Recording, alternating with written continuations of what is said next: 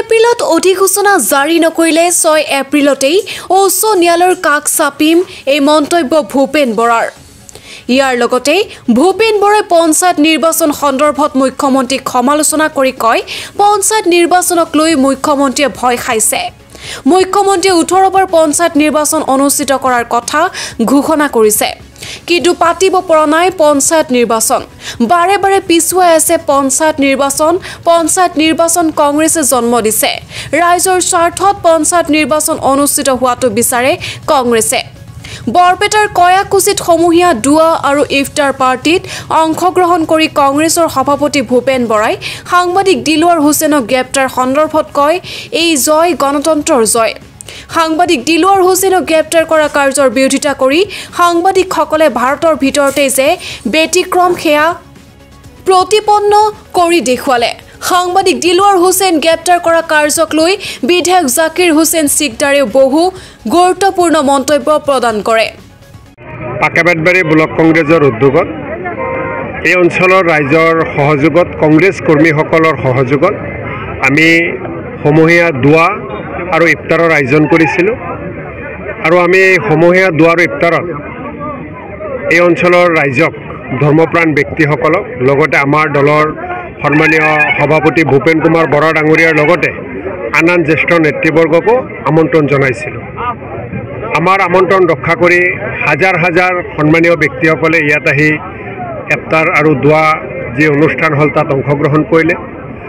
আমি দুৱা প্ৰাৰ্থনা কৰিলোঁ আল্লাহৰ ওচৰত যাতে অসমীয়া জাতিয়ে সুখে শান্তিয়ে আহি থকা দিনত আগুৱাই যাব পাৰে, অসমীয়া জাতিৰ প্ৰতিজন অসমীয়াই সুস্বাস্থ্যৰ অধিকাৰী হ'ব পাৰে, অসমত থকা হিন্দু মুছলমান জৈন খ্ৰীষ্টান সকলে যাতে ভাই ভাই হিচাপে একেলগে যুগে যুগে চলি আহিছোঁ আৰু আহি থকা সময়তো যুগে যুগে যাতে চলিব পাৰোঁ।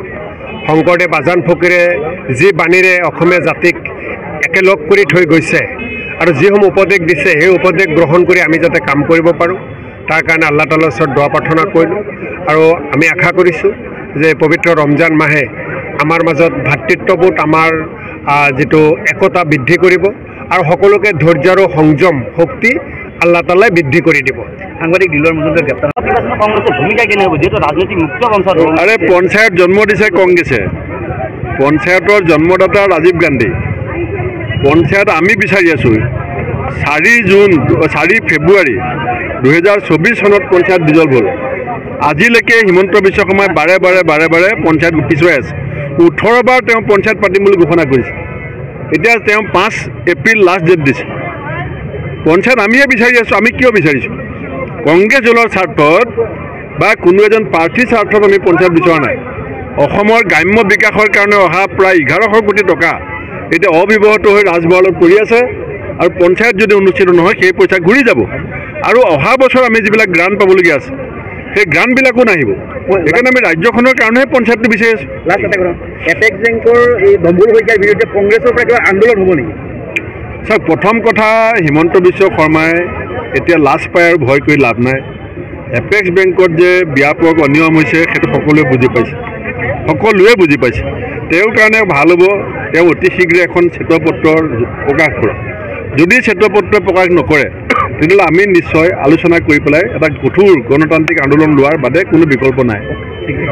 বহুদিনৰ পৰা তেখেতে পৰম্পৰাগতভাৱে এটা ৰাজহুৱা ইফতাৰ আয়োজন কৰি আহে। এইটো মই তৃতীয়বাৰ আহিছোঁ আৰু মোৰ এইটো সৌভাগ্য যে পবিত্ৰ এই ৰমজান মাহত গোটেই দিনটো লঘু নথকাৰ পাছত ইফতাৰ আৰু নামাজৰ জৰিয়তে যি প্ৰাৰ্থনা হয় তাৰ মাজত আমাৰ গোটেই জাতি, বিভিন্ন উপজাতি, ধৰ্ম, ভাষা, সম্প্ৰদায়ৰ মাজত একতা আৰু সম্প্ৰীতিৰ কাৰণে যিটো বাণী তেওঁলোকে দি আহিছে এইটো মই ভাবোঁ আমাৰ জাতিক জীপাল কৰিবৰ কাৰণে, জাতিৰ ভৱিষ্যত শক্তিশালী কৰিবৰ কাৰণেও এইটো এটা শুভ পৰম্পৰা ইয়াত আয়োজন হৈছে।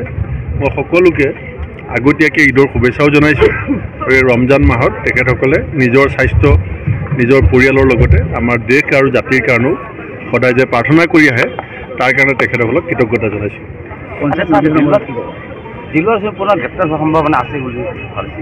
নতুনকৈ গছৰ জাপি দিয়া হৈছে। চাওক, দিলৱাৰ হুছেইনক গ্ৰেপ্তাৰটোৱেই হিমন্ত বিশ্ব শৰ্মাৰ পৰাজয়। কাৰণ হিমন্ত বিশ্ব শৰ্মাই যিটো ষড়যন্ত্ৰ কৰিছিলে অসমৰ সংবাদকৰ্মীসকলে গোটেই ৰাজ্যজুৰি যি ব্যাপক শক্তিশালী গণ আন্দোলন কৰিলে আৰু আপোচবিহীন যিটো স্থিতি ল'লে সাংবাদিকসকলে সেইটোৱে মই ভাবোঁ ভাৰতবৰ্ষৰ নহয় পৃথিৱীৰ ভিতৰতে অসমৰ সাংবাদিকসকল যে ব্যতিক্ৰম সেইটো প্ৰমাণ হৈছে। বহুত চৰকাৰী পক্ষৰ চেনেলো আছে, কিন্তু মই দেখিছোঁ যে সাংবাদিকসকলে কিন্তু নিজৰ যিটো একতা আৰু নিজৰ যিটো ন্যায় তাৰ কাৰণে মুকলি মনেৰে তেওঁলোকে যিখন যুঁজ দিলে, মই অসমৰ সকলো সাংবাদিকক মই ধন্যবাদ জনাইছোঁ। আৰু দিলৱাৰ হুছেইন মজুমদাৰ এইটো এজন ব্যক্তি নহয়, এইটো আমাৰ এটা কণ্ঠ। আমাৰ কণ্ঠটো ৰুদ্ধ কৰিবৰ কাৰণে বিজেপি তথা RSSৰ যিটো ক্ষমতা আৰু বাহুবলৰ প্ৰয়াস সেইটো কালি ভুল অন্তিত হৈছে। তেওঁলোক ধ্বংস হৈছে, তেওঁলোক পৰাজয় হৈছে। সেইটোৱে আচল কথাটো আপুনি সুধিছে যে এপেক্স বেংকৰ ব্যাপক যিটো দুৰ্নীতি হৈ আছে সেইটো যাতে নোলায়, ইছ্যুটো যাতে ডাইভাৰ্ট কৰিব পাৰে। সেইকাৰণে আমি ৰাইজে এই কথাটো বুজি পাব লাগিব। আমি সকলোৱে বুজি পাব লাগিব যে হিমন্ত বিশ্ব শৰ্মাৰ আচল কৌশলটো কি। আচল কৌশলটো যে এপেক্স বেংকৰ বিৰুদ্ধে যদি কোনোবাই মুখ খোলে আপোনাক মই জেলত ভৰাই দিম। এতিয়া গম পাই গ'ল, এতিয়া চবেই মুখ খুলিব। আৰু আমি বিচাৰিছোঁ এপেক্স বেংকত প্ৰকৃততে কি হৈ আছে মুখ্যমন্ত্ৰী এখন শ্বেতপত্ৰ দি অসমৰ ৰাইজক জনাব লাগে, কাৰণ এইটো আমাৰ জাতীয় অনুষ্ঠান। এইটো কোনো হিমন্ত বিশ্ব শৰ্মাই প্ৰতিষ্ঠা কৰা অনুষ্ঠান নহয়, এইটো অসমীয়া জাতিৰ এটা জাতীয় অনুষ্ঠান। এপেক্স বেংকক আমি অপমৃত্যু হ'বলৈ দিব নোৱাৰোঁ। লুণ্ঠনৰ হাতোৰা বিজেপিৰ এপেক্স বেংকত গৈ পেলাই পৰিছে, আৰু সেইকাৰণে হিমন্ত বিশ্ব শৰ্মা কম্পমান হৈছে, আৰু সেইকাৰণে কণ্ট্ৰল কৰিবৰ কাৰণে চেষ্টা কৰিছে, যিটো ইতিমধ্যে তেওঁ বিফল হৈছে।